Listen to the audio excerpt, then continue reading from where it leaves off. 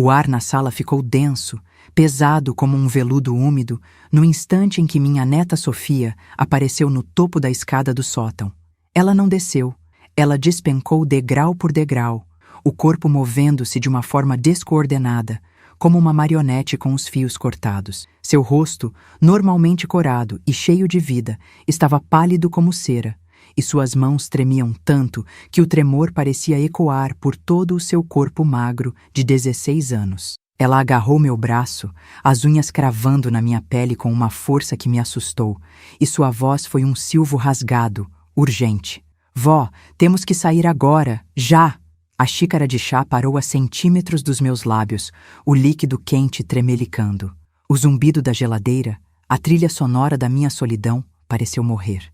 Meu nome é Dalva, e naquele momento, minha vida como eu a conhecia também morreu. A confusão me paralisou por um segundo que pareceu uma eternidade. O que aconteceu lá em cima, querida? Você se machucou? Ela apenas balançou a cabeça, os olhos arregalados, fixos em algo que só ela via.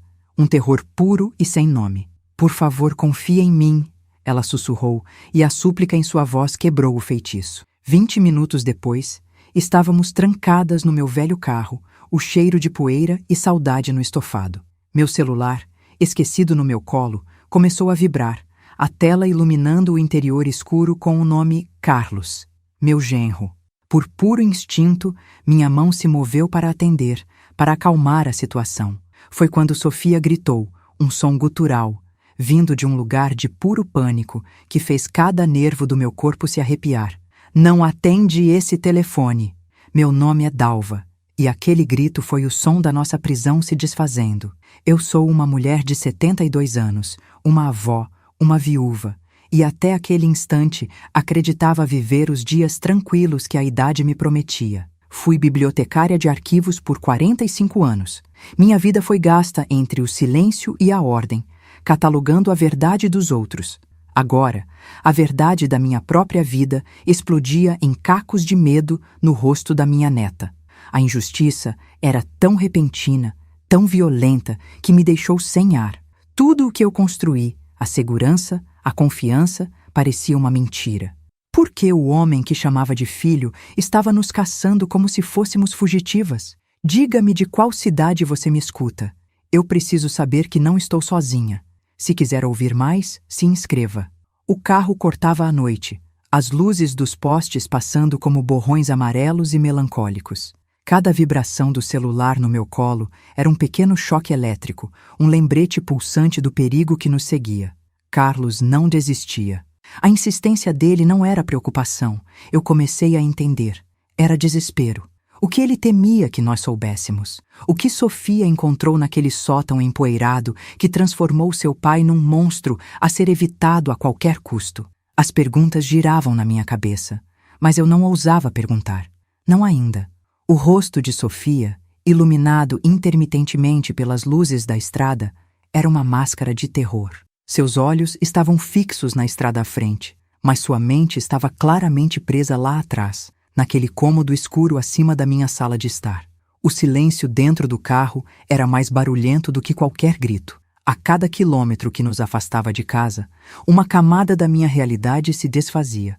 Lembrei-me de Carlos, sempre tão solícito, tão preocupado com a minha saúde. Essa comida tem muito sal, mãe.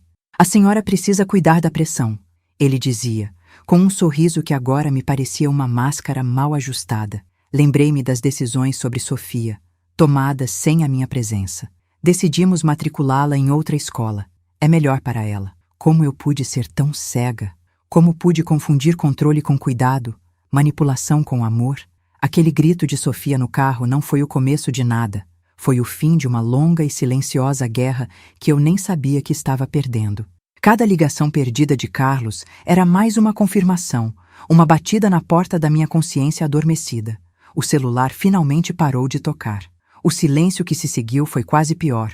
Era um silêncio expectante, como a calmaria antes de uma tempestade devastadora. Olhei para Sofia. Ela estava encolhida no banco do passageiro, os braços abraçando o próprio corpo, como se tentasse impedir que ele se despedaçasse. O medo dela era palpável, um cheiro metálico no ar confinado do carro. E esse medo começou a se infiltrar em mim. Não mais como uma confusão de avó, mas como uma paranoia fria e cortante. E se ele viesse atrás de nós? Ele sabia para onde poderíamos ir? Eu não tinha muitos amigos, poucas rotas de fuga.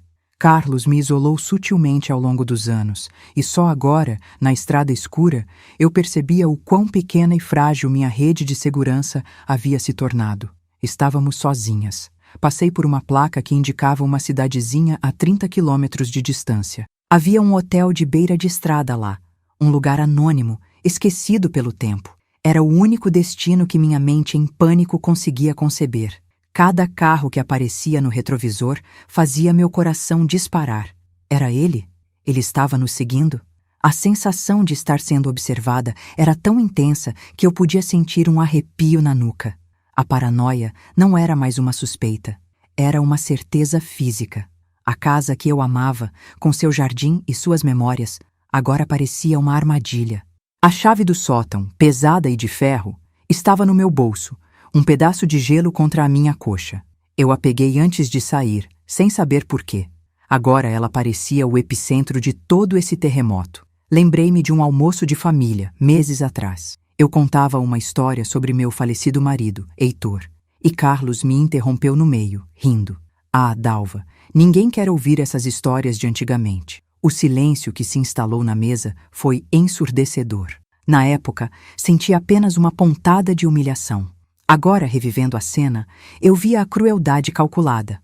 Ele não estava sendo apenas rude, ele estava me desacreditando, me pintando como uma velhinha senil, cujas palavras não tinham valor. Quantas vezes ele fez isso? Quantas pessoas agora me olhavam com pena, convencidas de que minha mente estava falhando, exatamente como ele lhes dizia. A realização me atingiu como um soco no estômago. Ele não estava apenas me controlando, ele estava apagando quem eu era. Pouco a pouco. A paranoia se aprofundou quando me lembrei de suas finanças. Ele me convenceu a lhe dar meus cartões para ajudar a organizar as contas, alegando que eu estava confusa. Eu, que equilibrei os orçamentos de um arquivo municipal por décadas, de repente era confusa. E eu acreditei. Ou melhor, eu quis acreditar. Era mais fácil do que admitir que o marido da minha falecida filha, o pai da minha neta, era alguém em quem eu não podia confiar. O amor nos torna cegos, mas o medo nos força a abrir os olhos. E agora, com os olhos bem abertos na escuridão da estrada, eu via um padrão assustador de manipulação e controle que se estendia por anos. O que ele queria? Meu dinheiro? Minha casa? O que era tão valioso a ponto de aterrorizar a própria filha? Finalmente, chegamos ao motel. As luzes de neon piscavam, vagas, pintando nossos rostos pálidos com um brilho doentio de vermelho e azul. O lugar cheirava a desinfetante e a desesperança. Paguei em dinheiro, usando um nome falso, um instinto de autopreservação que eu não sabia que possuía. No quarto, com a porta trancada e a corrente passada, o silêncio voltou. Mas agora era um espaço seguro para as palavras que precisavam ser ditas. Sofia sentou-se na beira da cama, o corpo ainda tremendo.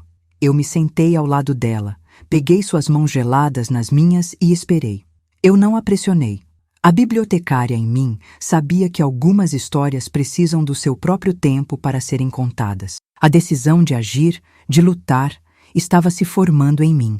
Uma brasa pequena e quente no meio do gelo do medo.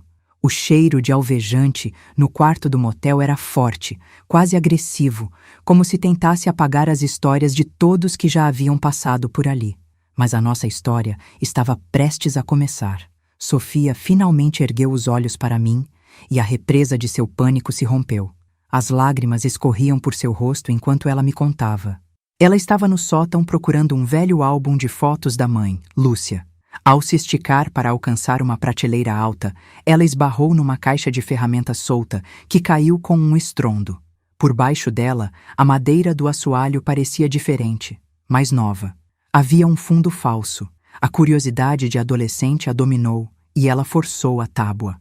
Dentro, protegida por um saco plástico, havia uma pasta de documentos. Sua voz falhou ao descrever o que encontrou. Ela me entregou os papéis, que havia enfiado na mochila antes de fugir. As folhas estavam amassadas, testemunhas silenciosas de seu desespero. Eram cópias. A primeira era uma apólice de seguro de vida em nome da minha filha, Lúcia. Uma segunda apólice, uma que eu nunca soube que existia, feita por Carlos apenas 6 meses antes de o câncer dela se tornar terminal. O valor era alto, mas o que me gelou a alma foi uma cláusula específica, escrita em letras miúdas: pagamento dobrado em caso de morte acidental. Meu fôlego ficou preso na garganta, uma bolha de ar gelado que não subia nem descia. Acidental? Lúcia morreu de uma doença. Por que aquela cláusula estava ali? A pergunta pairava no ar viciado do quarto, sinistra e pesada. O pior ainda estava por vir. Junto à apólice havia cartas. Cartas de amor, escritas numa caligrafia feminina e floreada, endereçadas a Carlos. Eram recentes, datadas dos últimos meses de vida da minha filha. Elas falavam de um futuro juntos, de viagens, de uma vida livre de obstáculos. Numa delas, a mulher escrevia com uma clareza cruel: falta pouco, meu amor. Assim que o obstáculo for removido, seremos livres. O obstáculo, minha filha, Lúcia, definhando numa cama de hospital, era um obstáculo. A dor que senti foi uma faca física, torcendo em meu peito. Não era apenas luto, era a profanação de uma memória, a constatação de que o sofrimento da minha filha tinha sido para ele apenas um inconveniente no caminho da sua felicidade. A determinação nasceu daquela dor.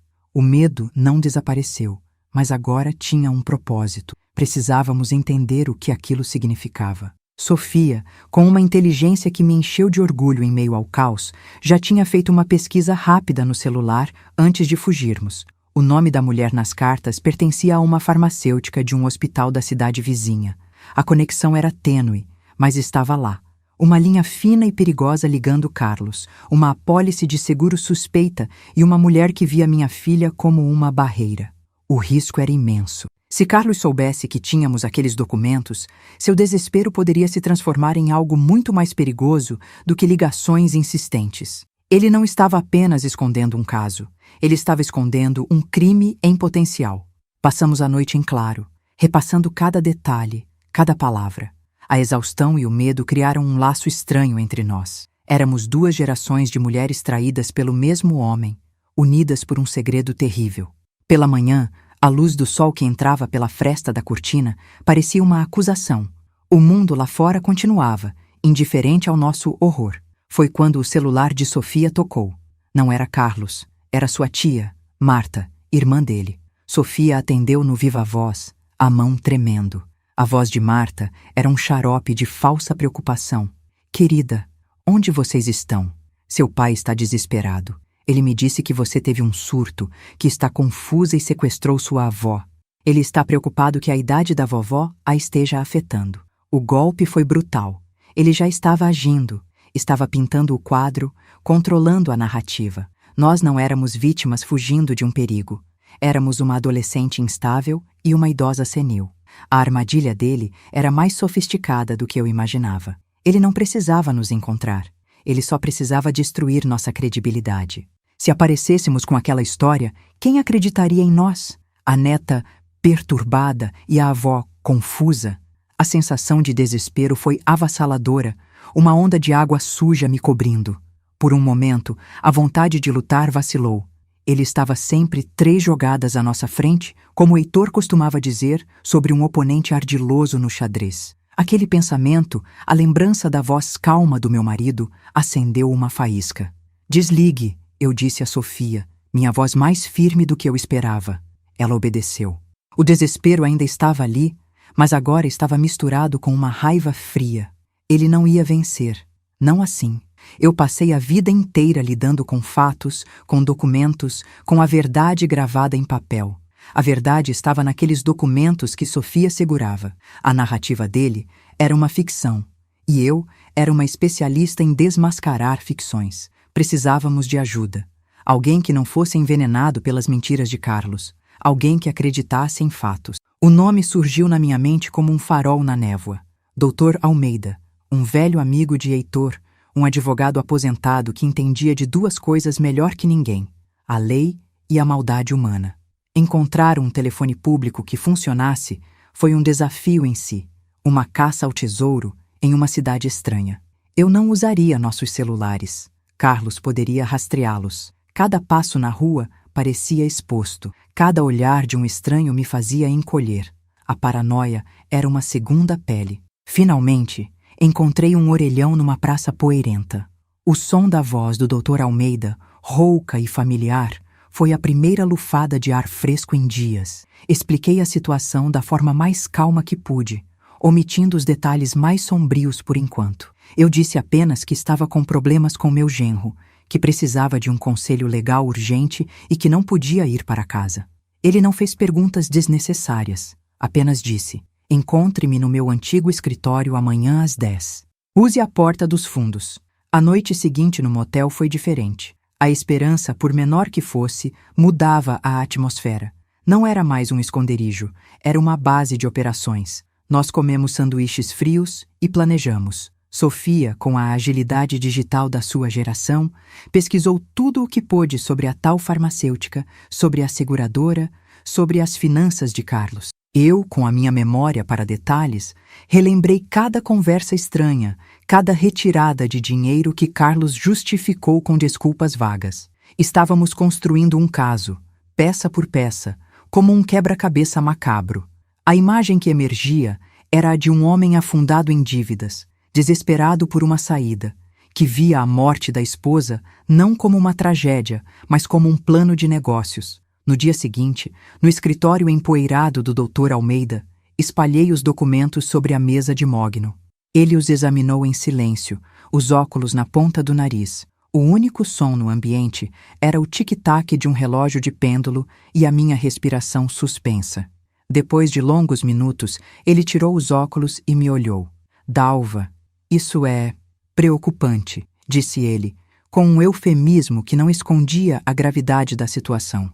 A apólice é legal, mas a cláusula acidental, combinada com essas cartas, é altamente suspeita. Sozinha, não prova nada, mas é fumaça. E onde há fumaça como essa, geralmente há um incêndio. A validação de um profissional, a confirmação de que eu não estava louca, foi como tirar um peso de chumbo das minhas costas. Ele concordou em nos ajudar, pro bono, pela memória de Heitor.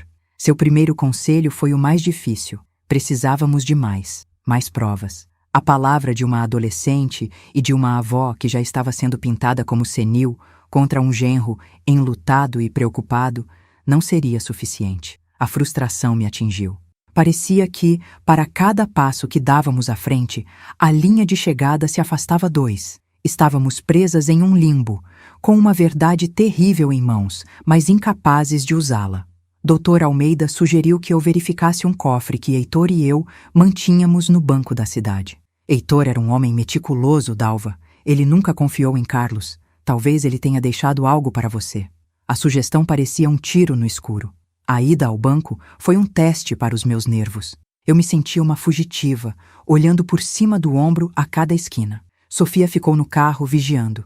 O interior do banco era frio, silencioso. Um templo de mármore e segurança que contrastava com o caos da minha vida. A gerente me cumprimentou com um sorriso triste. Dona Dalva, que bom vê-la. Carlos passou por aqui ontem perguntando se a senhora havia movimentado suas contas. Ele parecia tão preocupado. A mentira dele era uma teia de aranha, e eu estava andando bem no meio dela. Meu coração martelava contra as costelas enquanto eu era conduzida à sala dos cofres, um lugar ainda mais frio e silencioso. Cada passo ecoava, amplificando minha ansiedade. Dentro da pequena sala privada, abri o cofre de metal. Lá dentro, tudo estava como nos lembrávamos. Nossas certidões, alguns títulos antigos, as joias da minha mãe. Mas atrás da minha certidão de casamento, escondido, havia um envelope pardo, lacrado com cera. Na frente, a caligrafia firme e inconfundível de Heitor. As palavras que ele escreveu me fizeram tremer. Abra apenas se o mundo virar de cabeça para baixo. Meu mundo não havia apenas virado, ele havia sido pulverizado. Com os dedos trêmulos, quebrei o selo. A esperança e o medo lutavam dentro de mim. O que meu marido, morto há tantos anos, poderia me dizer agora? O que ele sabia que eu não sabia? Dentro do envelope não havia uma carta de despedida, nem palavras de conforto. Havia algo muito mais poderoso. Um livro-caixa de capa preta. Heitor, o contador meticuloso, o homem que sempre pensava 3 jogadas à frente, nunca confiou em Carlos. Por anos, em segredo, ele havia rastreado as finanças do meu genro. Página após página, com sua caligrafia precisa, ele detalhou transações suspeitas, nomes de empresas de fachada que Carlos abriu e fechou, transferências para contas no exterior. Era um dossiê completo dos crimes financeiros do homem que eu acolhi em minha família. O choque inicial deu lugar a um alívio frio, que rapidamente se transformou numa determinação de aço. Heitor, mesmo do túmulo, estava me entregando a arma para a nossa guerra. No final do livro, havia um resumo. Heitor estimava que Carlos havia desviado e escondido mais de 500 mil reais. 500 mil. O número pairou na minha frente. Lembrei-me dos sacrifícios que fiz. Os 35 mil das minhas economias para a empresa dele que faliu. Os Roitenter. 000 do meu fundo de aposentadoria para o tratamento experimental de Lúcia. Os 120 mil do terreno dos meus pais, o sonho da minha casinha na praia, que virou fumaça para ajudá-los na entrada da casa deles. Meu sacrifício não foi para ajudar minha filha, foi para financiar a vida dupla do homem que a enganava. A dor se transformou em uma raiva gelada, focada. O jogo havia mudado. Eu não estava mais fugindo. Eu estava caçando. De volta ao escritório do Dr. Almeida. Coloquei o livro-caixa sobre a mesa, ao lado da apólice de seguro e das cartas de amor. O advogado ficou em silêncio por um longo tempo, virando as páginas com uma reverência sombria. Heitor sempre foi brilhante. Ele murmurou finalmente. Dalva, isso muda tudo. Isso não é mais sobre suspeita. Isso é sobre fraude, lavagem de dinheiro. E com isso como pano de fundo, a apólice de seguro se torna muito mais sinistra. Agora tínhamos o motivo. O desespero financeiro de Carlos era o motor por trás de tudo. A primeira prova que Sofia encontrou nos deu o como. O livro-caixa de Heitor nos deu o porquê. O medo ainda estava lá, mas agora era uma ferramenta, não uma corrente. Meu plano começou a se formar, não na minha mente confusa de avó, mas na mente da arquivista metódica que eu sempre fui. A primeira camada era a investigação. Usando minhas habilidades, eu cruzaria as informações do livro-caixa de Heitor com registros públicos, atas de empresas, registros de propriedade. Construiria um caso legal irrefutável, tijolo por tijolo. Sofia, com sua fluência digital, seria minha pesquisadora. Dr. Almeida seria nosso guia, garantindo que cada peça de evidência fosse legalmente sólida. A segunda camada era mais perigosa. A performance. Eu adotaria a persona que Carlos criou para mim. Eu me tornaria a idosa frágil, confusa e assustada. Era hora de usar a arma dele contra ele mesmo. A ligação foi a coisa mais difícil que já fiz. Disquei o número de Carlos, o coração batendo na garganta. Sofia e Dr. Almeida escutavam em silêncio ao meu lado. Quando ele atendeu, sua voz era uma mistura de alívio e raiva contida. Mãe, onde vocês estão? Sofia está bem? Eu forcei as lágrimas, deixei minha voz tremer. Carlos, me desculpe. Sofia teve um ataque de pânico. Ela imaginou coisas. Estamos bem, só assustadas. Eu quero voltar para casa. Houve uma pausa do outro lado da linha. Eu podia quase ouvi-lo processar, o ego inflando, a certeza de que sua manipulação havia funcionado. Claro, mãe, claro. Voltem para casa. Tudo vai ficar bem, ele disse, a condescendência pingando de cada palavra. Mas algo no tom dele me alertou. Havia uma hesitação, uma nota falsa em sua tranquilidade. Ele acreditou, mas não completamente. Dr. Almeida percebeu também. Ele está desconfiado, Dalva. Sua voz, você estava muito coerente para alguém que está confusa. Aquele pequeno deslize foi um aviso. Carlos era um predador, e predadores são sensíveis a qualquer mudança no comportamento de suas presas. Se eu parecesse forte demais, ele recuaria, esconderia suas trilhas. Eu precisava ser mais convincente. A próxima fase do plano teria que ser executada com uma perfeição absoluta. A armadilha precisava ser irresistível, e a isca tinha que ser exatamente o que ele mais desejava, controle total sobre tudo o que eu possuía. Nos dias que se seguiram, mergulhou o ar na sala ficou denso, pesado como um veludo úmido, no instante em que minha neta Sofia apareceu no topo da escada do sótão. Ela não desceu. Ela despencou degrau por degrau, o corpo movendo-se de uma forma descoordenada, como uma marionete com os fios cortados. Seu rosto, normalmente corado e cheio de vida, estava pálido como cera, e suas mãos tremiam tanto que o tremor parecia ecoar por todo o seu corpo magro de 16 anos. Ela agarrou meu braço, as unhas cravando na minha pele com uma força que me assustou, e sua voz foi um silvo rasgado, urgente. Vó, temos que sair agora, já! A xícara de chá parou a centímetros dos meus lábios, o líquido quente tremelicando. O zumbido da geladeira, a trilha sonora da minha solidão, pareceu morrer. Meu nome é Dalva, e naquele momento, minha vida como eu a conhecia também morreu. A confusão me paralisou por um segundo que pareceu uma eternidade. O que aconteceu lá em cima, querida? Você se machucou? Ela apenas balançou a cabeça, os olhos arregalados, fixos em algo que só ela via. Um terror puro e sem nome. Por favor, confia em mim, ela sussurrou, e a súplica em sua voz quebrou o feitiço.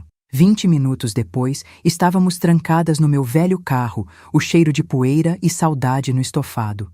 Meu celular, esquecido no meu colo, começou a vibrar, a tela iluminando o interior escuro com o nome Carlos, meu genro. Por puro instinto, minha mão se moveu para atender, para acalmar a situação. Foi quando Sofia gritou, um som gutural, vindo de um lugar de puro pânico que fez cada nervo do meu corpo se arrepiar. Não atende esse telefone. Meu nome é Dalva. E aquele grito foi o som da nossa prisão se desfazendo. Eu sou uma mulher de 72 anos, uma avó, uma viúva, e até aquele instante acreditava viver os dias tranquilos que a idade me prometia. Fui bibliotecária de arquivos por 45 anos. Minha vida foi gasta entre o silêncio e a ordem, catalogando a verdade dos outros. Agora, a verdade da minha própria vida explodia em cacos de medo no rosto da minha neta. A injustiça era tão repentina, tão violenta, que me deixou sem ar. Tudo o que eu construí, a segurança, a confiança, parecia uma mentira. O que você faria no meu lugar? Diga-me de qual cidade você me escuta, eu preciso saber que não estou sozinha. Se quiser ouvir mais, se inscreva. O carro cortava a noite, as luzes dos postes passando como borrões amarelos e melancólicos. Cada vibração do celular no meu colo era um pequeno choque elétrico, um lembrete pulsante do perigo que nos seguia. Carlos não desistia. A insistência dele não era preocupação. Eu comecei a entender. Era desespero. O que ele temia que nós soubéssemos? O que Sofia encontrou naquele sótão empoeirado que transformou seu pai num monstro a ser evitado a qualquer custo? As perguntas giravam na minha cabeça, mas eu não ousava perguntar. Não ainda. O rosto de Sofia, iluminado intermitentemente pelas luzes da estrada, era uma máscara de terror. Seus olhos estavam fixos na estrada à frente, mas sua mente estava claramente presa lá atrás, naquele cômodo escuro acima da minha sala de estar. O silêncio dentro do carro era mais barulhento do que qualquer grito. A cada quilômetro que nos afastava de casa, uma camada da minha realidade se desfazia. Lembrei-me de Carlos, sempre tão solícito, tão preocupado com a minha saúde. Essa comida tem muito sal, mãe.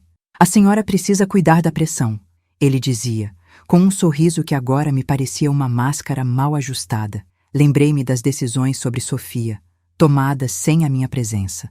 Decidimos matriculá-la em outra escola. É melhor para ela. Como eu pude ser tão cega? Como pude confundir controle com cuidado, manipulação com amor?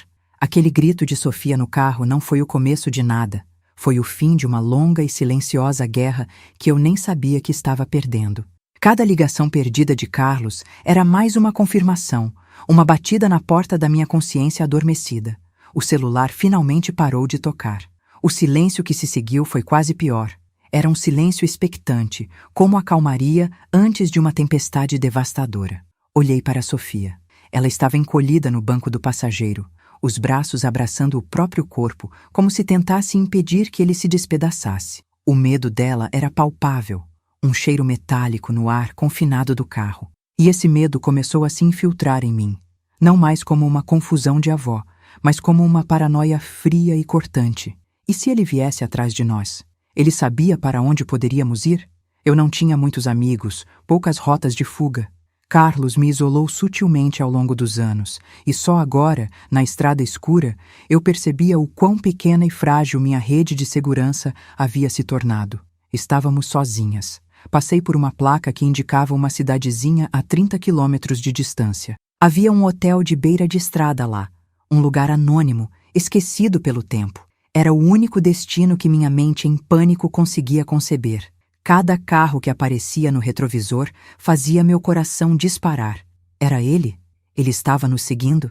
A sensação de estar sendo observada era tão intensa que eu podia sentir um arrepio na nuca. A paranoia não era mais uma suspeita. Era uma certeza física. A casa que eu amava, com seu jardim e suas memórias, agora parecia uma armadilha. A chave do sótão, pesada e de ferro, estava no meu bolso, um pedaço de gelo contra a minha coxa. Eu a peguei antes de sair, sem saber por quê. Agora ela parecia o epicentro de todo esse terremoto. Lembrei-me de um almoço de família, meses atrás. Eu contava uma história sobre meu falecido marido, Heitor, e Carlos me interrompeu no meio, rindo. Ah, Dalva, ninguém quer ouvir essas histórias de antigamente. O silêncio que se instalou na mesa foi ensurdecedor. Na época, senti apenas uma pontada de humilhação. Agora, revivendo a cena, eu via a crueldade calculada. Ele não estava sendo apenas rude, ele estava me desacreditando, me pintando como uma velhinha senil, cujas palavras não tinham valor. Quantas vezes ele fez isso? Quantas pessoas agora me olhavam com pena, convencidas de que minha mente estava falhando exatamente como ele lhes dizia. A realização me atingiu como um soco no estômago. Ele não estava apenas me controlando, ele estava apagando quem eu era. Pouco a pouco, a paranoia se aprofundou quando me lembrei de suas finanças. Ele me convenceu a lhe dar meus cartões para ajudar a organizar as contas, alegando que eu estava confusa. Eu, que equilibrei os orçamentos de um arquivo municipal por décadas, de repente era confusa. E eu acreditei. Ou melhor, eu quis acreditar.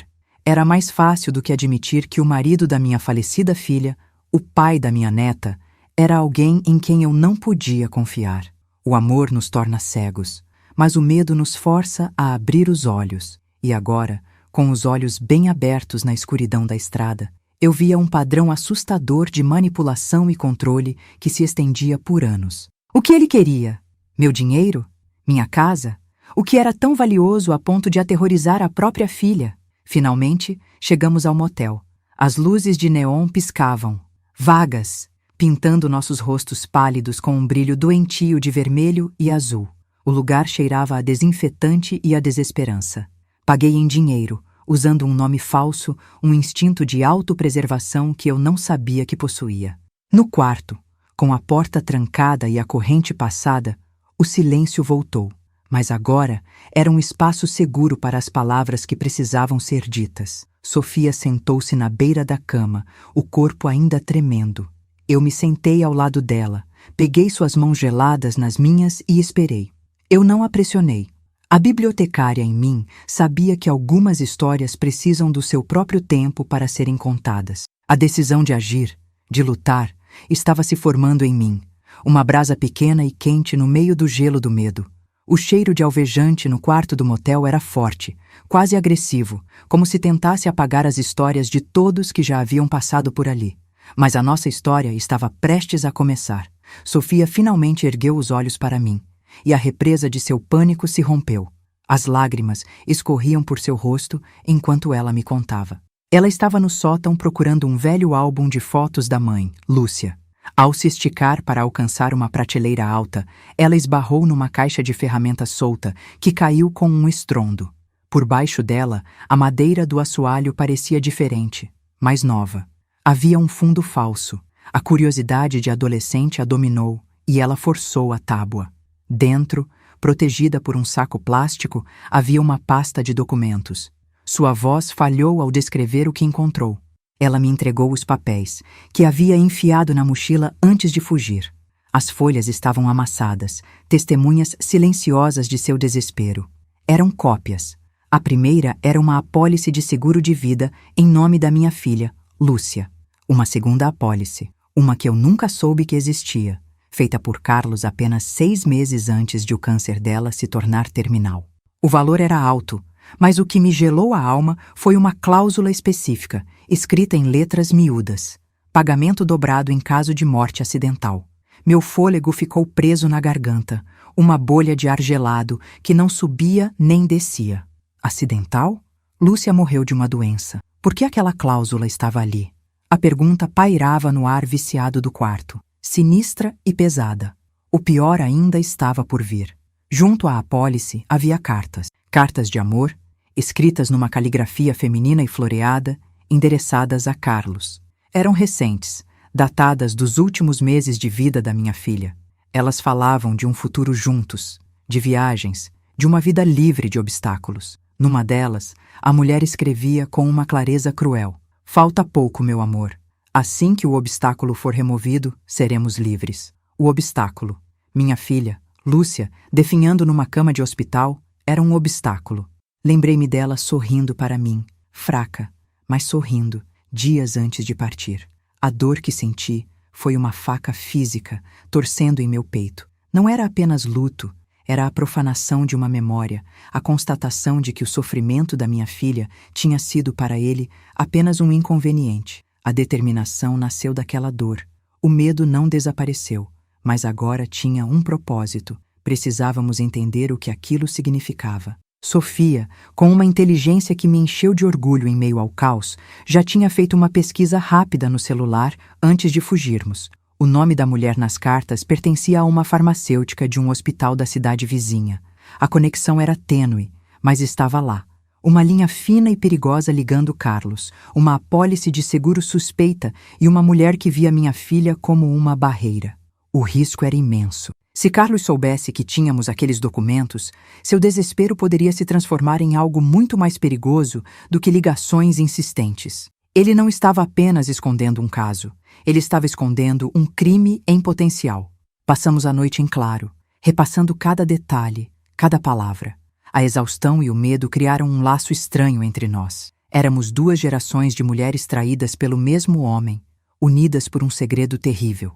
Pela manhã, a luz do sol que entrava pela fresta da cortina parecia uma acusação.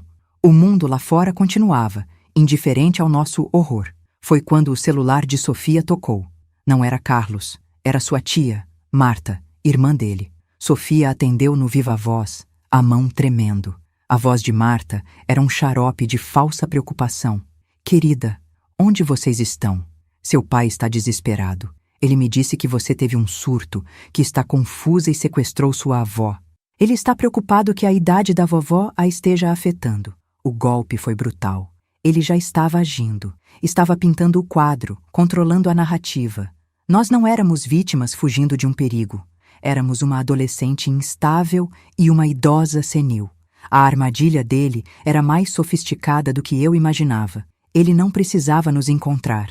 Ele só precisava destruir nossa credibilidade. Se aparecêssemos com aquela história, quem acreditaria em nós? A neta perturbada e a avó confusa. A sensação de desespero foi avassaladora, uma onda de água suja me cobrindo. Por um momento, a vontade de lutar vacilou. Ele estava sempre 3 jogadas à nossa frente, como Heitor costumava dizer sobre um oponente ardiloso no xadrez. Aquele pensamento, a lembrança da voz calma do meu marido, acendeu uma faísca. Desligue, eu disse a Sofia, minha voz mais firme do que eu esperava. Ela obedeceu. O desespero ainda estava ali, mas agora estava misturado com uma raiva fria. Ele não ia vencer. Não assim. Eu passei a vida inteira lidando com fatos, com documentos, com a verdade gravada em papel. A verdade estava naqueles documentos que Sofia segurava. A narrativa dele era uma ficção, e eu era uma especialista em desmascarar ficções. Precisávamos de ajuda. Alguém que não fosse envenenado pelas mentiras de Carlos. Alguém que acreditasse em fatos. O nome surgiu na minha mente como um farol na névoa. Dr. Almeida, um velho amigo de Heitor, um advogado aposentado que entendia de 2 coisas melhor que ninguém: a lei e a maldade humana. Encontrar um telefone público que funcionasse foi um desafio em si, uma caça ao tesouro em uma cidade estranha. Eu não usaria nossos celulares. Carlos poderia rastreá-los. Cada passo na rua parecia exposto. Cada olhar de um estranho me fazia encolher. A paranoia era uma segunda pele. Finalmente, encontrei um orelhão numa praça poeirenta. O som da voz do Dr. Almeida, rouca e familiar, foi a primeira lufada de ar fresco em dias. Expliquei a situação da forma mais calma que pude, omitindo os detalhes mais sombrios por enquanto. Eu disse apenas que estava com problemas com meu genro, que precisava de um conselho legal urgente e que não podia ir para casa. Ele não fez perguntas desnecessárias, apenas disse: encontre-me no meu antigo escritório amanhã às 10. Use a porta dos fundos. A noite seguinte no motel foi diferente. A esperança, por menor que fosse, mudava a atmosfera. Não era mais um esconderijo, era uma base de operações. Nós comemos sanduíches frios e planejamos. Sofia, com a agilidade digital da sua geração, pesquisou tudo o que pôde sobre a tal farmacêutica, sobre a seguradora, sobre as finanças de Carlos. Eu, com a minha memória para detalhes, relembrei cada conversa estranha, cada retirada de dinheiro que Carlos justificou com desculpas vagas. Estávamos construindo um caso, peça por peça, como um quebra-cabeça macabro. A imagem que emergia era a de um homem afundado em dívidas, desesperado por uma saída, que via a morte da esposa não como uma tragédia, mas como um plano de negócios. No dia seguinte, no escritório empoeirado do Dr. Almeida, espalhei os documentos sobre a mesa de Mogno. Ele os examinou em silêncio, os óculos na ponta do nariz. O único som no ambiente era o tic-tac de um relógio de pêndulo e a minha respiração suspensa. Depois de longos minutos, ele tirou os óculos e me olhou. Dalva, isso é preocupante, disse ele, com um eufemismo que não escondia a gravidade da situação.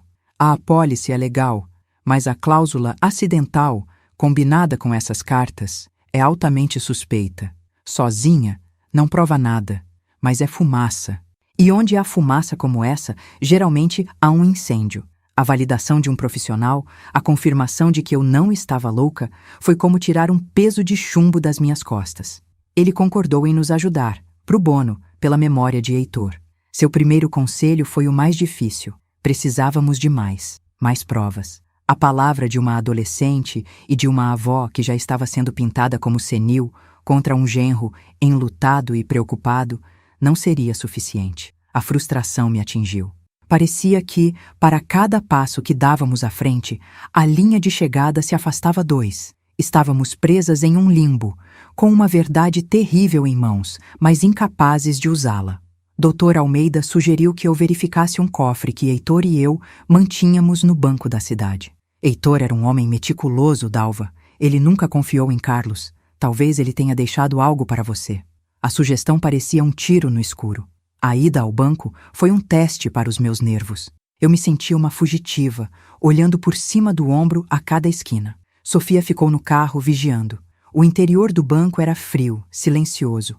Um templo de mármore e segurança que contrastava com o caos da minha vida. A gerente me cumprimentou com um sorriso triste. Dona Dalva, que bom vê-la. Carlos passou por aqui ontem perguntando se a senhora havia movimentado suas contas. Ele parecia tão preocupado. A mentira dele era uma teia de aranha, e eu estava andando bem no meio dela. Meu coração martelava contra as costelas enquanto eu era conduzida à sala dos cofres, um lugar ainda mais frio e silencioso. Cada passo ecoava, amplificando minha ansiedade. Dentro da pequena sala privada, abri o cofre de metal. Lá dentro, tudo estava como nos lembrávamos, nossas certidões, alguns títulos antigos, as joias da minha mãe. Mas atrás da minha certidão de casamento, escondido, havia um envelope pardo, lacrado com cera. Na frente, a caligrafia firme e inconfundível de Heitor. As palavras que ele escreveu me fizeram tremer. Abra apenas se o mundo virar de cabeça para baixo. Meu mundo não havia apenas virado, ele havia sido pulverizado. Com os dedos trêmulos, quebrei o selo. A esperança e o medo lutavam dentro de mim. O que meu marido, morto há tantos anos, poderia me dizer agora? O que ele sabia que eu não sabia? Dentro do envelope não havia uma carta de despedida, nem palavras de conforto. Havia algo muito mais poderoso. Um livro-caixa de capa preta. Heitor, o contador meticuloso, o homem que sempre pensava 3 jogadas à frente, nunca confiou em Carlos. Por anos, em segredo, ele havia rastreado as finanças do meu genro. Página após página, Com sua caligrafia precisa, ele detalhou transações suspeitas, nomes de empresas de fachada que Carlos abriu e fechou, transferências para contas no exterior. Lembrei de Heitor me entregando a chave pesada do sótão anos atrás, dizendo: "Você é a guardiã dos segredos, meu bem." Ele não imaginava o quanto. O livro era um dossiê completo dos crimes financeiros do homem que eu acolhi em minha família. No final do livro, havia um resumo. Heitor estimava que Carlos havia desviado e escondido mais de R$ 500.000. R$ 500.000. O número pairou na minha frente. Lembrei-me dos sacrifícios que fiz. Os R$ 35.000 das minhas economias para a empresa dele que faliu. Os R$ 80.000 do meu fundo de aposentadoria para o tratamento experimental de Lúcia. Os 120.000 do terreno dos meus pais, o sonho da minha casinha na praia, que virou fumaça para ajudá-los na entrada da casa deles. Meu sacrifício não foi para ajudar minha filha, foi para financiar a vida dupla do homem que a enganava. A dor se transformou em uma raiva gelada, focada. O jogo havia mudado. Eu não estava mais fugindo, eu estava caçando. De volta ao escritório do Dr. Almeida, coloquei o livro-caixa sobre a mesa, ao lado da apólice de seguro e das cartas de amor. O advogado ficou em silêncio por um longo tempo, virando as páginas com uma reverência sombria. Heitor sempre foi brilhante. Ele murmurou finalmente: "Dalva, isso muda tudo. Isso não é mais sobre suspeita. Isso é sobre fraude, lavagem de dinheiro. E com isso, como pano de fundo, a apólice de seguro se torna muito mais sinistra." Agora tínhamos o motivo. O desespero financeiro de Carlos era o motor por trás de tudo. A primeira prova que Sofia encontrou nos deu o como. O livro-caixa de Heitor nos deu o porquê. O medo ainda estava lá, mas agora era uma ferramenta, não uma corrente. Meu plano começou a se formar, não na minha mente confusa de avó, mas na mente da arquivista metódica que eu sempre fui. A primeira camada era a investigação. Usando minhas habilidades, eu cruzaria as informações do livro-caixa de Heitor com registros públicos, atas de empresas, registros de propriedade. Construiria um caso legal irrefutável, tijolo por tijolo. Sofia, com sua fluência digital, seria minha pesquisadora. Dr. Almeida seria nosso guia, garantindo que cada peça de evidência fosse legalmente sólida. A segunda camada era mais perigosa, a performance. Eu adotaria a persona que Carlos criou para mim. Eu me tornaria a idosa frágil, confusa e assustada. Era hora de usar a arma dele contra ele mesmo.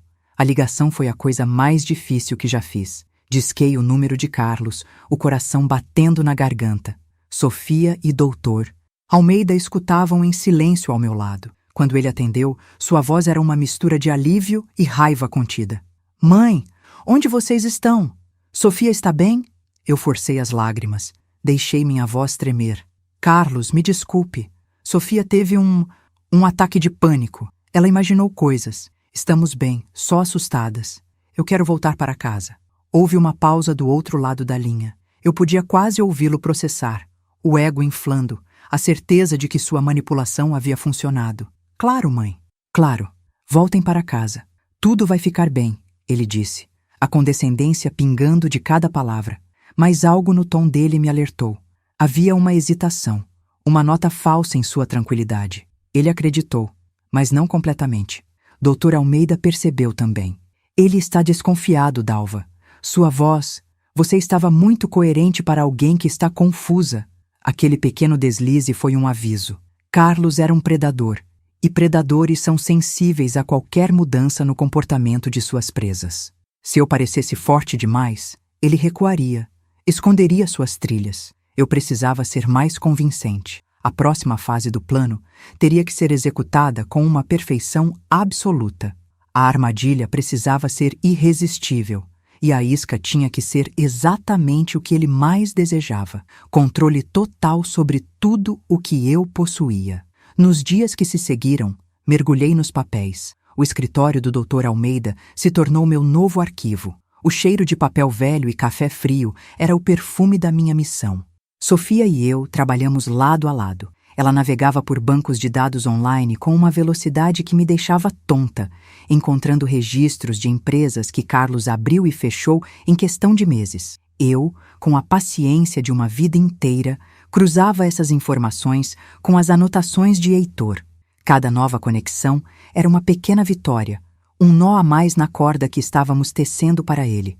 A ansiedade era uma corrente subterrânea constante, mas o trabalho me mantinha focada. O medo se transformava em combustível a cada documento, a cada descoberta. Tivemos um susto.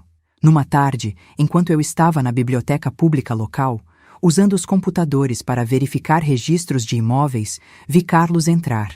Meu sangue gelou. Ele não me viu.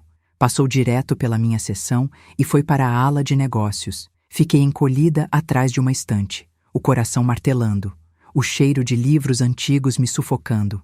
Ele parecia nervoso, olhando para os lados. O que ele estava fazendo ali? Estava apagando rastros?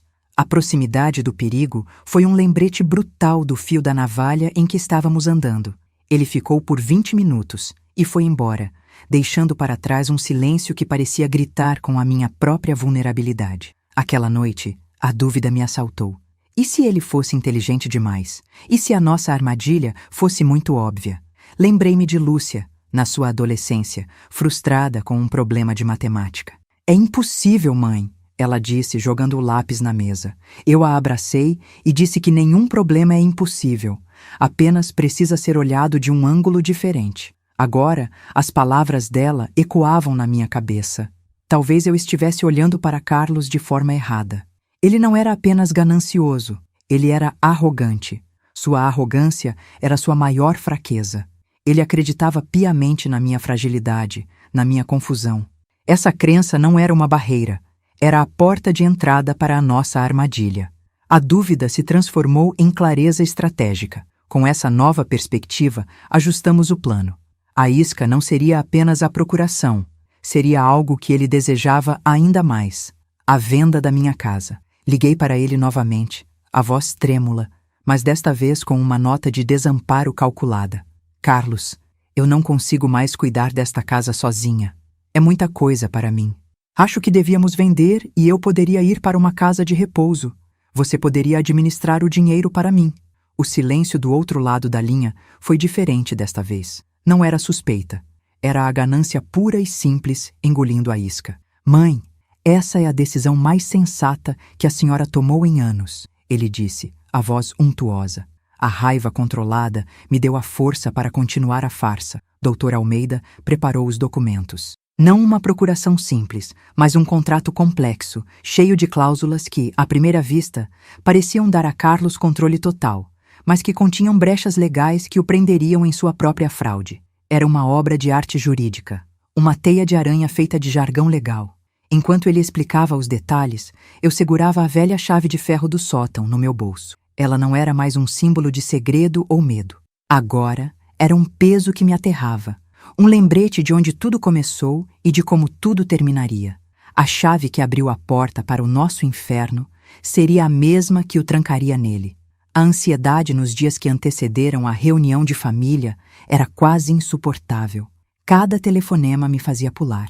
Cada carro que passava devagar pela rua do escritório do Dr. Almeida parecia uma ameaça. Sofia estava pálida e quieta, o trauma ainda visível em seus olhos. Tentei protegê-la, mantê-la focada na pesquisa, mas eu sabia que ela estava revivendo aquele momento no sótão repetidamente. Numa noite, ela me abraçou e sussurrou. Estou com medo, vó. Eu a segurei firme e respondi. O medo nos lembra que estamos vivas e que temos algo pelo que lutar. Naquele momento, não era a avó consolando a neta. Éramos duas soldadas na véspera de uma batalha decisiva. Para a reunião, escolhi um vestido que Lúcia me deu. Um vestido simples, de flores pálidas, que Carlos sempre disse que me fazia parecer frágil. Cada detalhe era parte da performance. Dr. Almeida estaria lá, apresentado como um velho amigo da família que está me ajudando com a papelada. Convidamos Marta e um primo, testemunhas da minha decadência, que ele tanto se esforçou para construir. Eles precisavam estar lá. A humilhação dele não seria completa sem uma audiência. Eu estava calma por fora, mas por dentro, meu coração era um tambor de guerra. O palco estava montado. No dia da reunião, enquanto esperávamos, a luz da tarde entrava pela janela do escritório, cortando a poeira no ar. Lembrei-me de Heitor me ensinando a jogar xadrez naquela varanda ensolarada. Ele montou as peças e me olhou com aquele sorriso gentil. Sempre pense 3 jogadas à frente, meu bem. Especialmente quando seu oponente sorri. Carlos chegaria sorrindo, certo de sua vitória. Ele veria uma velha senhora confusa, pronta para entregar seu futuro. Ele não veria o livro-caixa escondido na gaveta da mesa. Ele não veria a ligação que o Dr. Almeida já havia feito para as autoridades. Ele não veria o cheque-mate que o esperava. O sorriso dele seria o início do seu fim. Quando a campainha tocou, meu corpo inteiro se tensionou por um instante. Respirei fundo. A arquivista em mim assumiu o controle. Cada documento estava em seu lugar. Cada passo do plano estava memorizado. Sofia apertou minha mão, um gesto rápido de solidariedade. Abri a porta e vi Carlos, o sorriso condescendente já no rosto, trazendo um buquê de lírios, as flores do funeral da minha filha.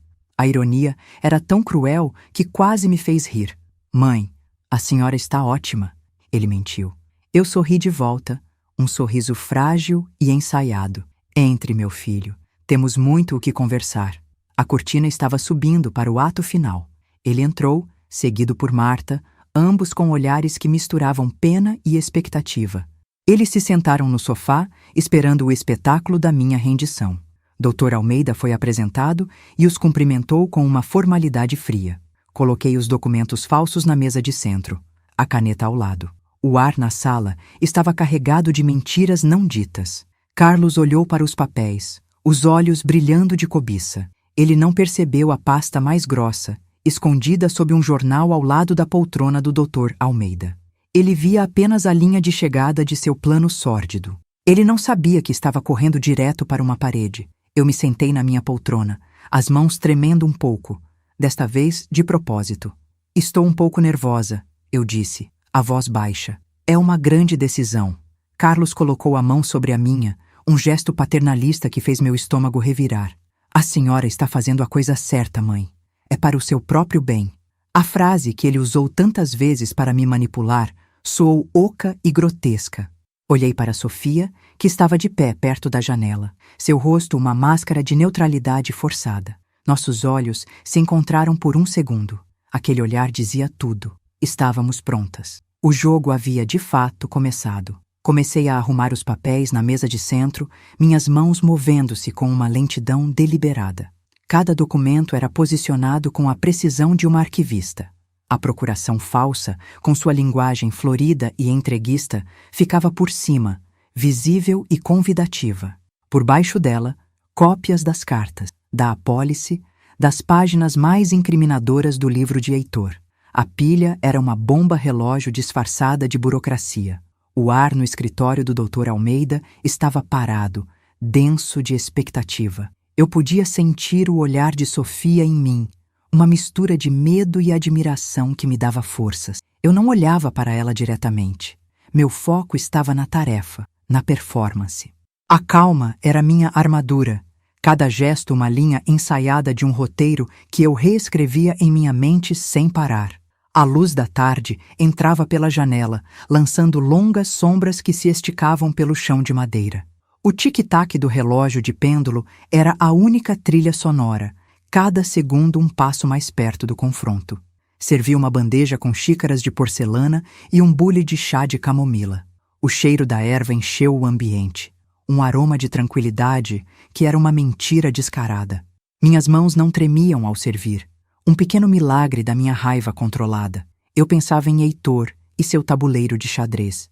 Ele não estava apenas me ensinando um jogo, estava me ensinando a arte da guerra silenciosa. E hoje, meu oponente sorridente estava a caminho, sem saber que estava prestes a entrar em um cheque-mate planejado há muito tempo, com peças que ele nem sabia que existiam no tabuleiro. Sofia estava perto da estante de livros, fingindo ler os títulos nas lombadas de couro.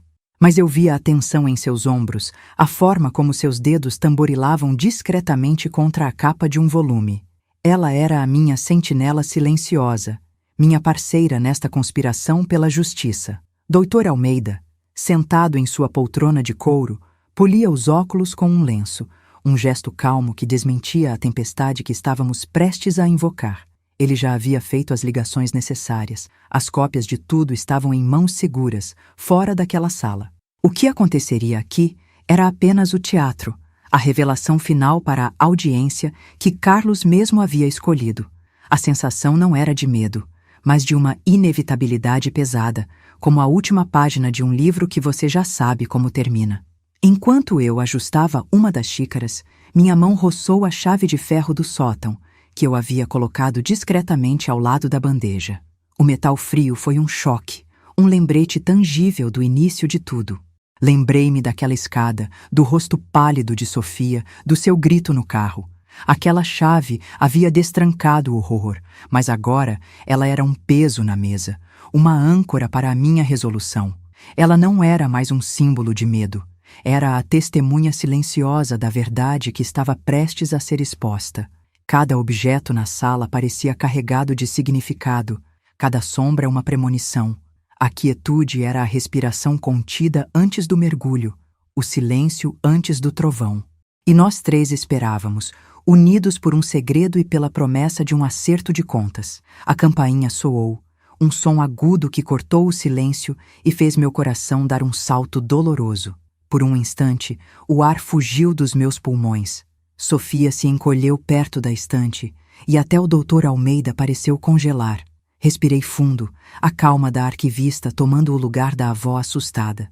Caminhei até a porta, cada passo ecoando no assoalho. Girei a maçaneta e abri. Lá estava ele, Carlos, com um sorriso largo e vitorioso. Ao seu lado, Marta, sua irmã, com um olhar de pena que me fez querer gritar. "Mãe, que bom vê-la tão disposta", disse Carlos, entrando como se fosse o dono do lugar. O cheiro do seu perfume caro invadiu a sala, arrogante e sufocante. A peça estava prestes a começar. Eles se acomodaram no sofá, Carlos examinando a sala com um ar de aprovação, como se já estivesse medindo os móveis para a venda. Ele olhou para a pilha de papéis na mesa. "Ah, a papelada. Vamos acabar logo com isso, para que a senhora possa descansar."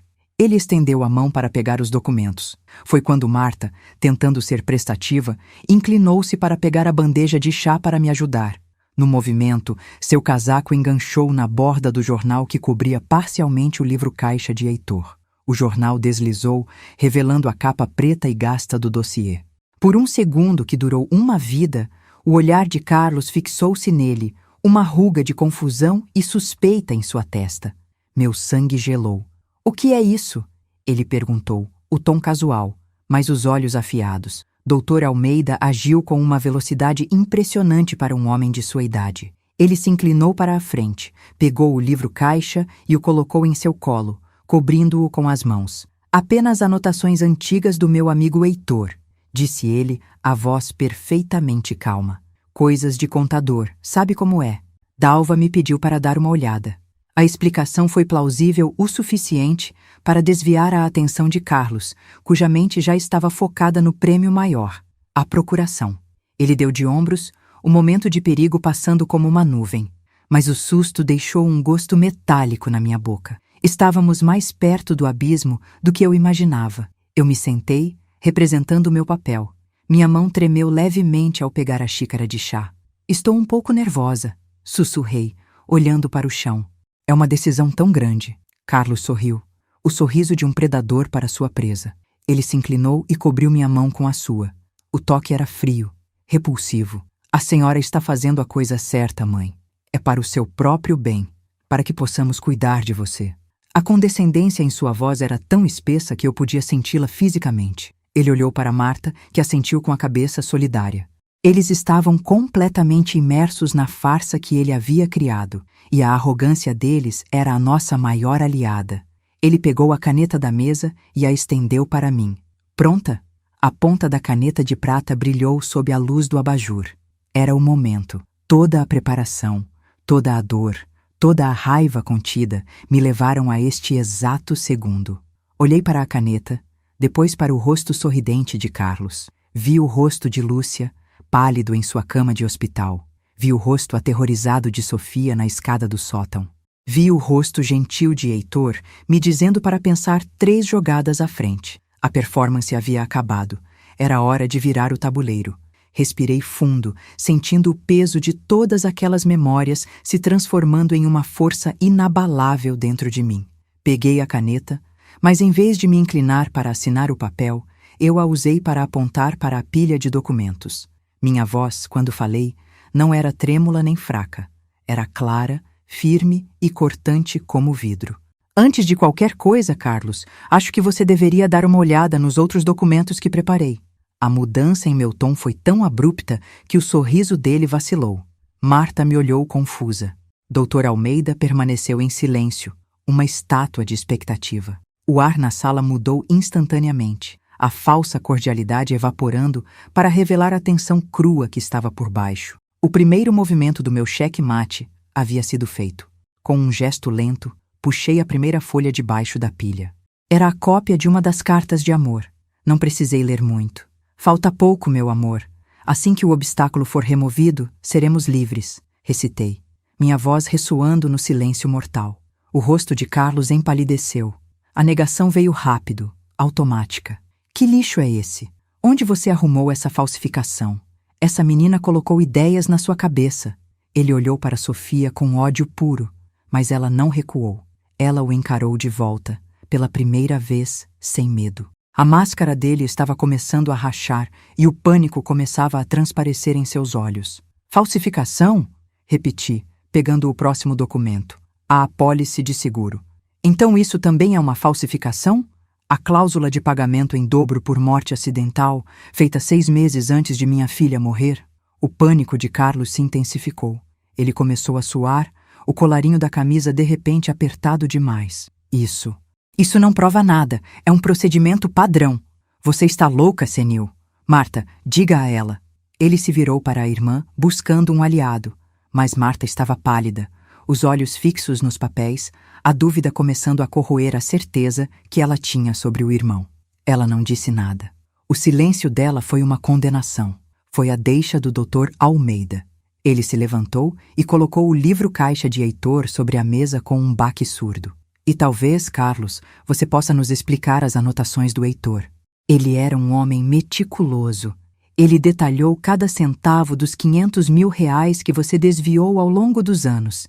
As empresas de fachada, as contas no exterior. O número pairou no ar, feio e irrefutável. Carlos olhou do livro para o rosto do Dr. Almeida e a negação finalmente se quebrou, dando lugar a uma fúria selvagem e desesperada. Seus olhos se arregalaram, a respiração ofegante. Ele estava encurralado, e um animal encurralado é sempre o mais perigoso. Vocês! Ele gritou, o corpo tremendo de raiva. Ele se levantou de um salto, derrubando a xícara de chá que se espatifou no chão. Sua velha decrépita! Você acha que pode me enganar? Eu devia ter te colocado num asilo há anos. Ele avançou em direção à mesa, a mão estendida para rasgar os papéis, para destruir a verdade com violência. Seu rosto estava vermelho, contorcido numa máscara de ódio. Marta soltou um grito assustado. Sofia deu um passo à frente protetora. Mas eu não me movi. Eu apenas o observei se desintegrar. A fachada de genro amoroso se desfazendo para revelar o monstro que sempre esteve ali. No exato momento em que sua mão estava prestes a tocar os papéis, eu coloquei a pesada chave de ferro do sótão em cima da pilha. O som do metal batendo contra a mesa foi alto, definitivo. Ele parou, surpreso pelo gesto. Esta chave abriu a porta para a sua ganância, Carlos, eu disse, minha voz baixa e cheia de um gelo que eu não sabia que possuía.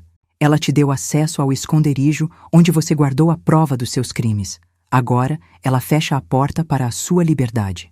Ele olhou para a chave, depois para mim, e pela primeira vez, vi o colapso total em seus olhos. A raiva se esvaiu, substituída por um terror abjeto. Foi então que o som mais perfeito do mundo preencheu a sala. O toque estridente de um celular, o dele. Todos os olhares se voltaram para o aparelho vibrando na mesinha de canto. Carlos olhou para o telefone como se fosse uma serpente. O pânico em seu rosto era total. Por puro reflexo, Sofia deu um passo para trás, o eco do trauma daquele primeiro dia visível em seu corpo. Eu me virei para ela, não com um sorriso de vitória, mas com uma calma profunda e curativa. Peguei sua mão. Esse, querida, eu disse, minha voz suave, quebrando o feitiço do medo para sempre. Pode deixar atender. Doutor Almeida falou no silêncio que se seguiu, sua voz grave e final. É o detetive Ramos. Eu entreguei cópias de todo este material para a polícia esta manhã. Ele e seu parceiro estão esperando do lado de fora. A frase foi um golpe de misericórdia. Carlos não gritou mais. Ele não tentou fugir. Toda a luta o abandonou. Ele desabou de volta no sofá, o corpo flácido, o rosto uma tela em branco de choque e derrota. O som do celular continuou a tocar, uma trilha sonora insistente para o fim de seu mundo. Ele não atendeu. Não precisava. A porta já estava se abrindo. 2 homens de terno entraram na sala, quietos e eficientes. Eles não disseram muito. Leram os direitos de Carlos em voz baixa e profissional. O som metálico das algemas se fechando em seus pulsos foi o som mais alto na sala. Marta começou a soluçar. Um som baixo e quebrado, o som de uma vida de crenças se despedaçando. Carlos não olhou para ninguém enquanto era conduzido para fora. Ele parecia menor, mais velho, um homem esvaziado de toda a sua arrogância. A justiça não chegou com um estrondo, mas com o clique silencioso de uma fechadura. Quando a porta se fechou, um silêncio profundo tomou conta da sala. O cheiro de chá derramado e perfume caro ainda pairava no ar. Sofia soltou um suspiro trêmulo, uma respiração que parecia estar presa em seus pulmões por semanas. Ela me abraçou com força, o corpo magro tremendo, mas desta vez não era de medo, era de alívio. Eu a abracei de volta, sentindo o peso de 72 anos finalmente começar a se dissipar dos meus ombros. Olhei para a mesa, para a chave de ferro sobre a pilha de papéis que haviam nos libertado. A guerra havia acabado. Dr. Almeida colocou uma mão gentil no meu ombro. Acabou, Dalva. Acabou. Marta ainda chorava no sofá, perdida em sua própria dor e confusão. Não havia alegria em mim, nem um sentimento de vingança satisfeita. Havia apenas uma vasta e exaustiva paz. A paz que vem depois de uma longa tempestade, quando o ar está limpo e você pode finalmente ver o horizonte novamente. Olhei para a minha neta, que agora sorria através das lágrimas. Nós havíamos sobrevivido, nós havíamos lutado, e nós havíamos vencido, não com gritos, mas com a verdade silenciosa e inabalável guardada em papel e no coração de um velho contador que sempre pensou 3 jogadas à frente. Marta finalmente ergueu a cabeça, o rosto inchado e manchado de rímel. Eu não sabia, ela gaguejou, a voz embargada pela vergonha. Ele me dizia que você estava confusa, que Sofia era instável. Eu acreditei nele. Eu apenas assenti. Não havia nada a ser dito. A destruição que Carlos deixou em seu rastro ia além do financeiro. Ele havia envenenado a confiança, quebrado laços familiares, transformado amor em arma. A ruína dele era completa, mas as cicatrizes que ele deixou levariam tempo para cicatrizar. O processo legal seria longo, mas a parte mais difícil, o confronto com o monstro, havia terminado. Quando os policiais levaram Carlos, um deles parou na porta e olhou para mim.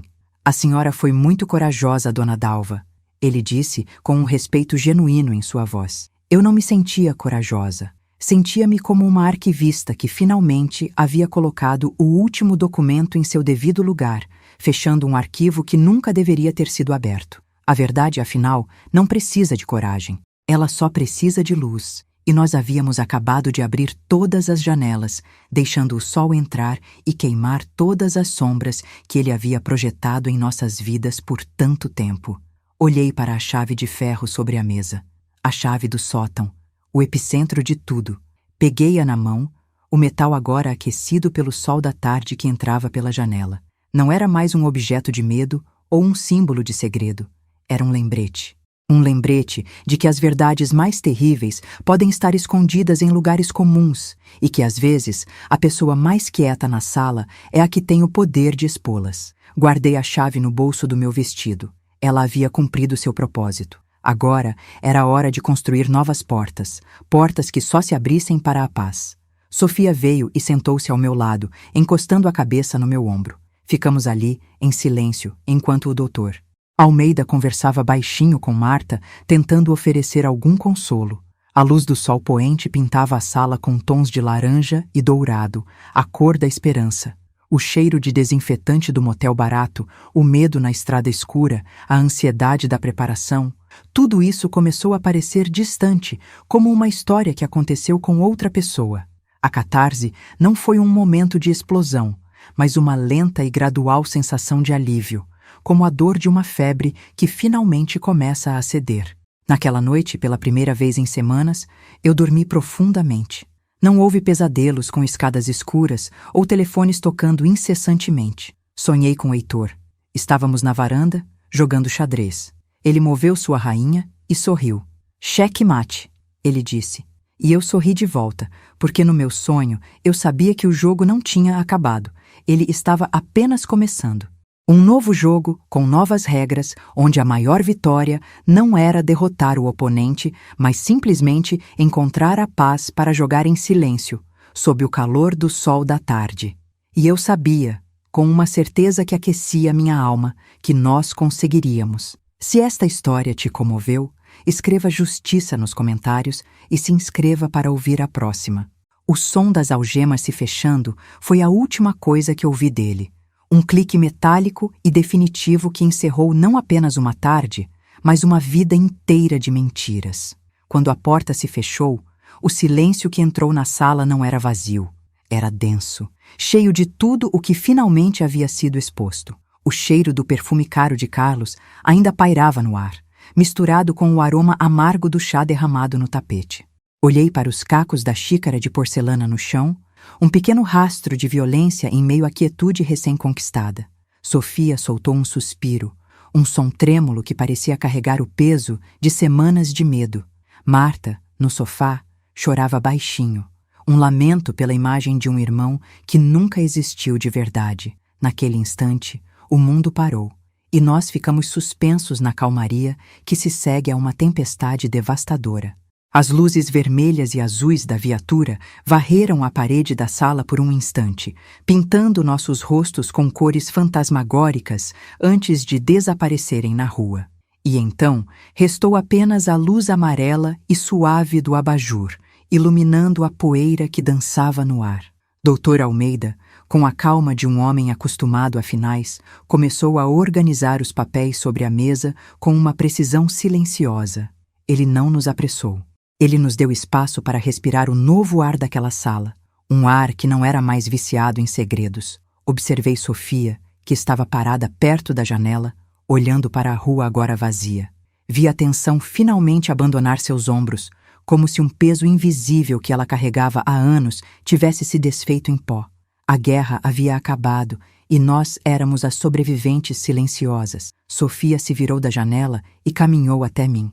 Não houve palavras. Ela apenas me abraçou, o corpo magro tremendo contra o meu, mas não era o tremor do medo, era o tremor do alívio. Eu a segurei firme, sentindo o calor de sua juventude, a promessa de um futuro que quase nos foi roubado. Senti a textura áspera de seu suéter contra meu rosto e respirei fundo, o cheiro de casa, de família, de segurança. Marta se levantou, enxugando o rosto com as costas da mão, e saiu sem olhar para trás, fechando a porta suavemente, como se temesse quebrar o frágil silêncio que havíamos conquistado. A sala, agora, era apenas nossa. Um santuário que precisávamos reconstruir, peça por peça, a partir daquele abraço. Dr. Almeida terminou de arrumar sua pasta. Ele se aproximou, colocando uma mão enrugada e gentil no meu ombro. Dalva, eu preciso ir. Mas se precisarem de qualquer coisa mesmo, vocês sabem onde me encontrar. Eu apenas assenti, incapaz de formular uma frase de agradecimento que fizesse jus ao que ele havia feito por nós. Ele sorriu, um sorriso cansado, mas genuíno. Heitor ficaria orgulhoso de você, ele disse baixinho, e então se foi. O clique da porta se fechando pela terceira vez naquela tarde foi diferente. Não era o som de uma prisão se fechando, nem o de uma traição sendo exposta. Era o som do mundo exterior sendo deixado para trás, nos dando a paz que tanto precisávamos para começar a curar. Ficamos sozinhas, Sofia e eu, no meio da sala que havia sido nosso campo de batalha. Olhei para os cacos da xícara no chão. Acho que precisamos limpar isso, eu disse, minha voz soando estranhamente normal. Sofia assentiu. Ela foi até a cozinha e voltou com uma pá de lixo e uma vassoura. Eu me ajoelhei com cuidado e comecei a juntar os pedaços maiores com as mãos. Não havia tristeza no ato de recolher os restos da minha porcelana favorita. Havia um propósito. Cada caco recolhido era uma mentira sendo varrida para fora de nossas vidas. Trabalhamos em silêncio, lado a lado, avó e neta, limpando não apenas o chão, mas a própria alma da nossa casa. Aquele simples ato doméstico foi nosso primeiro ritual de purificação. O sol da manhã começou a ter uma cor diferente nos dias que se seguiram. Não era mais a luz pálida que se infiltrava pelas cortinas de um quarto de motel, nem a luz acusadora que iluminava a poeira num escritório de advogado. Era uma luz quente, dourada, que enchia minha cozinha e fazia o vapor do café dançar no ar. Os sons da rua, que antes me causavam sobressaltos, voltaram a ser a trilha sonora da minha vida. O carteiro assobiando, as crianças rindo a caminho da escola. Aos poucos, a normalidade foi voltando, não como uma torrente, mas como uma maré mansa, cobrindo as marcas que a tempestade havia deixado na areia. A paz não era uma ausência de dor, mas a presença serena de coisas simples e boas. Comecei a ouvir a risada de Sofia novamente. Primeiro, um som baixo, hesitante, enquanto assistia a um filme na televisão. Depois, uma gargalhada alta e livre, vinda de seu quarto, enquanto conversava com uma amiga pelo telefone. O som da sua alegria era a cura mais potente que eu poderia desejar. Ela voltou a pintar, e o cheiro de tinta a óleo e terebintina se misturou ao cheiro de bolo de fubá que eu assava nas tardes. Ela não falava sobre o que aconteceu, e eu não a pressionava. Não precisávamos. Estávamos construindo um novo vocabulário, um que era feito de gestos de cuidado, de silêncios confortáveis e da certeza inabalável de que juntas éramos mais fortes do que qualquer escuridão que ousasse nos assombrar. Um dia, enquanto arrumava uma gaveta de velharias, encontrei a chave de ferro do sótão. O metal pesado estava frio na minha palma. Segurei-a por um longo momento, mas a imagem que veio à minha mente não foi a do rosto aterrorizado de Sofia.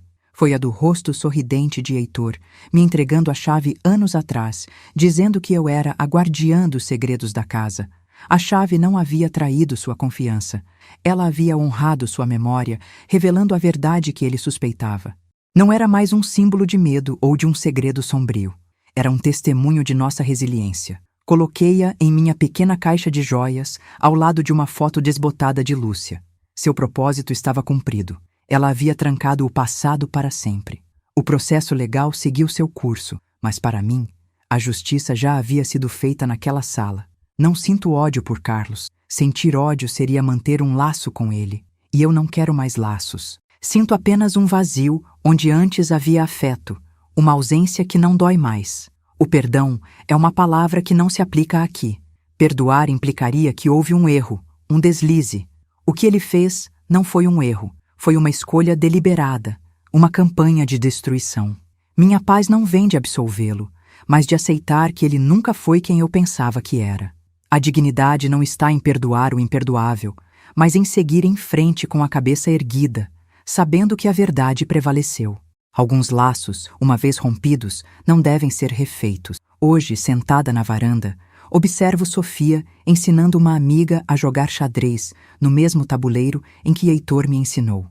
O som das peças de madeira se movendo no tabuleiro é suave, pacífico. A casa está em silêncio, um silêncio que agora é nosso, preenchido apenas por nossa respiração e pelo canto dos pássaros no jardim. Não anseio por grandes aventuras ou reviravoltas. Anseio por mais dias como este, simples, seguros e cheios de uma luz suave. Esta é a minha vitória. Esta é a nossa paz. Uma paz conquistada não com armas, mas com a verdade, a paciência e a certeza de que, no final, a justiça encontra seu caminho. Se essa história te tocou, escreve justiça nos comentários e inscreva-se para ouvir a próxima.